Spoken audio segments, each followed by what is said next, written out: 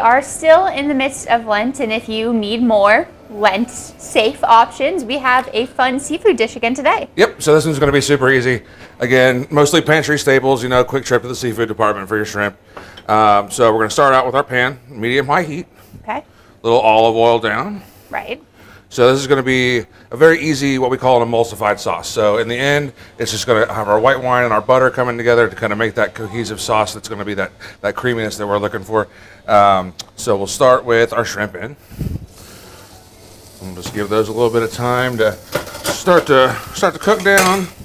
We do have our shrimp tails on. Yes, absolutely. So what a lot of people don't realize is the shrimp tails in the pasta, A, it enhances the flavor, B, and the presentation. So what people don't realize is you can easily just kind of use your knife and fork to just take those off there. So that's, yeah. Or you can eat them if you're like Henry. Oh, right. Yeah, yeah, that's old school style. Just waste not, want not.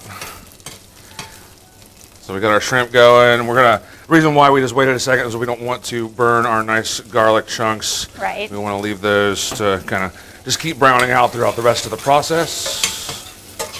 And as we know, those are going to just sweat down until they get nice and aromatic. Fill the room with that distinct garlic aroma. We love garlic here. Oh, yes. And then, of course, everybody's favorite ingredient. We're going to go with about a half a cup of white wine.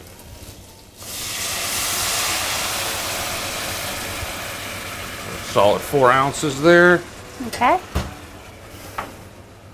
Just a squeeze of lemon juice.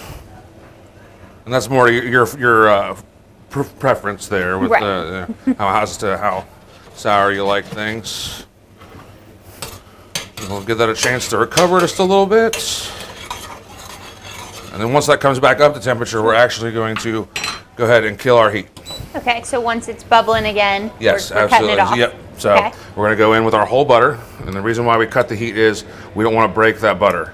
So it's got 2 components. It's got the butter fat and it's got the milk solids. What we want to do is have those not separate. Got it. So finishing our sauce, we're just going to keep that moving until our butter melts down. That ambient heat is going to take care of everything. So you can kind of see where it is went from clear liquid to almost something where you can coat the bottom of the pan with. Right. So, and finally, before we lose too much heat, we'll go ahead with our pre-cooked linguine here. So you just, boil that ahead of time. Absolutely, yep. We got the fancy shakes. Oh, yeah. Something I'd never trust to do myself. It's just a little bit of practice, And then we'll go in with a little bit of parsley to kind of finish it off. That's the traditional way. And we are ready to plate. Okay, well, we're going to take a break, get this plated, and then when we come back, we'll give it a taste test. Are ready to plate and taste test our shrimp scampi. And so what we made today is like a two-person serving? Yeah, absolutely. So that's about 2 ounces of uncooked pasta per person is the key. Everyone's always like, I don't know how much pasta to cook. Well, there you go, 2 ounces. That is your serving, exactly. So we got that nice sauce. We'll just drizzle that over the top. And of course, we're going to finish with just a little bit of salt, some fresh cracked pepper, and some more of that parsley from earlier. Just reserve that till the end. A little bit of bright freshness there at the end to go with the citrus. Okay. I'm gonna cut the tail off my shrimp. There you go. Henry will never live down eating the shrimp tail. Well, now he knows how to cut them off with a fork, so. We can hope. That's a tiny bite, but.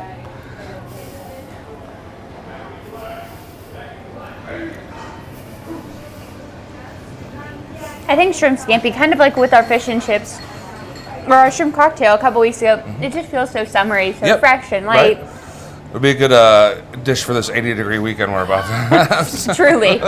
Very exciting. Well, if you want to find this recipe, any of our other fish-friendly recipes, or anything, you can head over to our website, WTAP.com. But Chef, thank you as always for having us in, and we'll have more coming up right after the break.